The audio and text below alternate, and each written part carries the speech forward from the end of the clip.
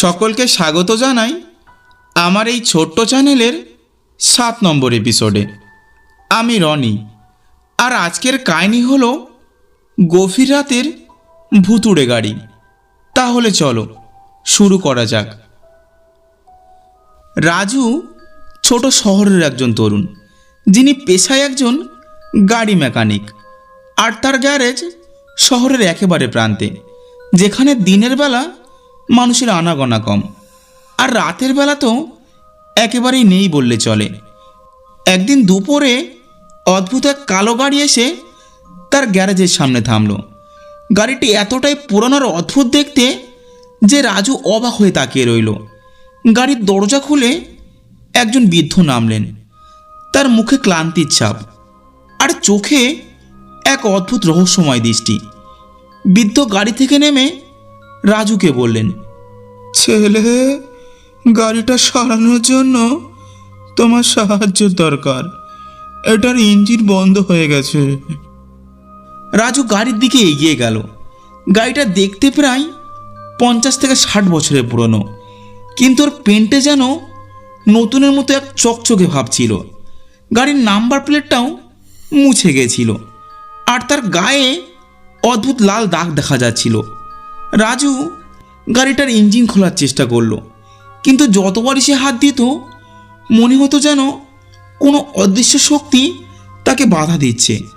বৃদ্ধ তখন হঠাৎ করেই গভীর কণ্ঠে বললেন, ছেলে, এই গাড়িটা সাধারণ গাড়ি নয়, এর সঙ্গে জড়িয়ে আছে অনেক পুরানো একটি অভিশাপ। রাজু অবাক হয়ে প্রশ্ন করলো, অভিশাপ মানে? আমি তো এমন কিছু কখনো শুনিনি। বৃদ্ধ একটি দীর্ঘশ্বাস ফেলে বললেন, এই গাড়িটা এক সময় ছিল আমার বাবার। সে ছিল একজন ধনী জমিদার, কিন্তু তার অত্যাচারী স্বভাবের জন্য প্রজারা একদিন তাকে অভিশাপ দেয়। সেই অভিশাপেই গাড়িটা ভুতুড়ে হয়ে যায়, আর গাড়িটা এখন এমন এক প্রাণী হয়ে উঠেছে যা যাকে ছুঁয় তার জীবন ধ্বংস হয়ে যায়। রাজু হেসে বলল, দাদু, আপনি নিশ্চয়ই রসিকতা করছেন। গাড়ি কি করে প্রাণী হতে পারে? বৃদ্ধ কোনো উত্তর দিলেন না, শুধু বললেন, সন্ধ্যার আগেই এটা ঠিক করতে পারলে আমার জীবন বাঁচবে, না হলে এই গাড়ি আমাকে আর তোমাকে মুছে ফেলবে। রাজুর মনের ভিতর একটা অদ্ভুত অস্বস্তি অনুভব করলো। সে গাড়ির কাজ শুরু করলো। ইঞ্জিন খুলতেই একটা ঠান্ডা বাতাস বেরিয়ে এলো, যা যেন তার শরীরকে একদম জমিয়ে দিল। কাজ করতে করতে সে লক্ষ্য করলো গ্যারেজের চারপাশের বাতিগুলো হঠাৎই বন্ধ হয়ে গেছে। এক সময় সে ইঞ্জিনের গভীরে কিছু লাল রঙের দাগ দেখতে পেল। দাগগুলো দেখতে মানুষের রক্তের মতো। আর হঠাৎ করেই গাড়ির রেডিও থেকে এক অদ্ভুত গলা ভেসে এলো, তুমি পালাতে পারবে না। রাজু ভয়ে পিছিয়ে গেল, আর তার হাত থেকে সরঞ্জামগুলো মাটিতে পড়ে গেল। কিন্তু গাড়ির দরজা নিজে থেকেই খুলে গেল, আর তার ভিতর থেকে যেন একটা কালো ছায়া বেরিয়ে এলো। বৃদ্ধ তখন কাঁপা কাঁপা কণ্ঠে বলতে শুরু করলেন, এই গাড়ি এক সময় মানুষের রক্তে লাল হয়েছিল। জমিদার যখন তার প্রজাদের মেরে তাদের সম্পত্তি কেড়ে নিত, তখন এই গাড়ি অপরদের সঙ্গী ছিল। এক রাতে প্রজারা এই গাড়িটাকে অভিশপ্ত করে, আর সেই অভিশপ্তরা আগুনে জমিদার পুড়ে মারা যায়, কিন্তু গাড়িটা বেঁচে থাকে, আর তার ভিতরে জমিদারের আটটা আটকে যায়। এখন যে গাড়ির কাছে আসে সেই ধ্বংস হয়ে যায়। রাজুর মাথা ঘুরে গেল। সে বুঝতে পারছিল না কি করবে। সে গাড়ি থেকে দূরে থাকার চেষ্টা করছিল, কিন্তু গাড়িটা যেন তাকে কাছে টানছিল। রাজু বৃদ্ধাকে জিজ্ঞেস করলো, এর থেকে মুক্তির উপায় কি? বৃদ্ধ বললেন, এই গাড়িকে আগুনে পুড়িয়ে দিতে হবে, কিন্তু এটা সহজ নয়। গাড়িটা নিজেকে রক্ষা করবে। ঠিক তখনই গাড়ির ইঞ্জিন নিজে থেকেই চালু হয়ে গেল। আর গাড়িটা গ্যারেজের ভিতরে ঘুরতে শুরু করলো। গ্যারেজের দরজাগুলো প্রচণ্ড শব্দে বন্ধ হয়ে গেল আর বাতিগুলো ঝলমল করতে লাগলো।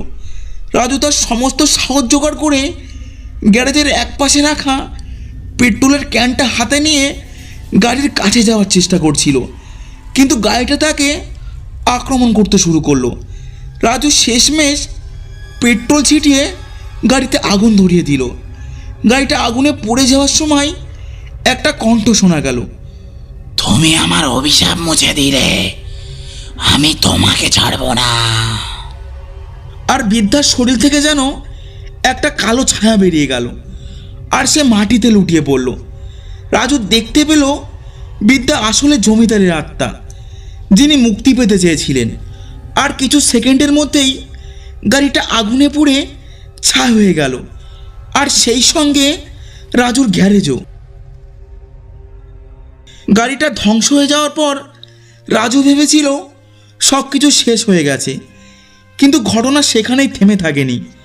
গাড়ি পুড়ে যাওয়ার পর তার মধ্য থেকে একটা লাল পাথর বেরিয়ে এলো।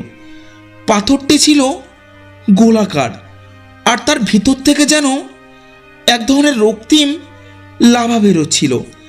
রাজু পাথরটি হাতে তুলে নিতেই তার শরীর জুড়ে একটা শীতল অনুভূতি ছড়িয়ে পড়ল। মনে হচ্ছিল যেন কেউ তার মনের ভিতরে কথা বলছে। এরপর পাথরটি থেকে একটা ফিসফিস শব্দ ভেসে এলো, তুমি হয় আমাকে ধ্বংস করো, নয়তো অভিশাপ তোমার উপর নেমে আসবে।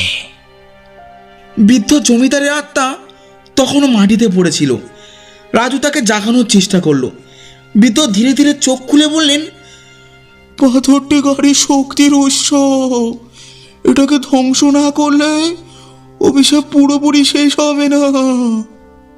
রাজু প্রশ্ন করলো, এটা ধ্বংস করব কিভাবে? বৃদ্ধ বললেন, তোমাকে এটা এমন একটি জায়গায় নিয়ে যেতে হবে যেখানে আগুন আর জলের সঙ্গ মিশ্রণ আছে। পাথরটি এতটাই শক্তিশালী যে সাধারণ কোনো উপায়ে এটি ধ্বংস করা সম্ভব নয়। পাথরটি ধ্বংস করার উপায় খুঁজতে রাজু বৃদ্ধের দেওয়া একটি মানচিত্র হাতে নিল। মানচিত্রে শহরের বাইরে একটি পুরনো শ্মশানের কথা উল্লেখ ছিল। শ্মশানের ঠিক মাঝখানে একটি প্রাচীন চৌবাচ্চা ছিল, যেখানে বলা হয় আগুন আর জল একসঙ্গে বিরাজ করে। রাজু এবং বৃদ্ধ শ্মশানের দিকে যেতে শুরু করলো। আর শ্মশানের রাস্তা ছিল ভয়ঙ্কর আঁকাবাঁকা, আর চারপাশে কুয়াশার আবরণ। পাথরটি যতক্ষণ রাজুর সঙ্গে ছিল ততক্ষণ তার মনে হচ্ছিল কেউ যেন তাদের অনুসরণ করছে। মাঝে মাঝে তার মনে হতো রাস্তার পাশে কালো ছায়াগুলো তাদের দিকে তাকিয়ে আছে। শ্মশানে পৌঁছানোর পর তারা একটি পুরনো মন্দির দেখতে পেল। মন্দিরের দরজায় লেখা ছিল, শুদ্ধ আত্মাই পারে অভিশাপে শেষ করতে। মন্দিরের ভিতরে প্রবেশ করার সঙ্গে সঙ্গেই চারপাশ অন্ধকারে ডুবে গেল, আর পাথরটি থেকে এক ধরনের বিকট শব্দ হতে শুরু করলো। মন্দিরের মেঝে কাঁপছিল, আর তার গায়ে থাকা প্রাচীন চিত্রগুলো জীবন্ত হয়ে উঠতে লাগলো। রাজু বুঝতে পারল পাথরটি এখানে প্রতিরোধ গড়ে তুলছে।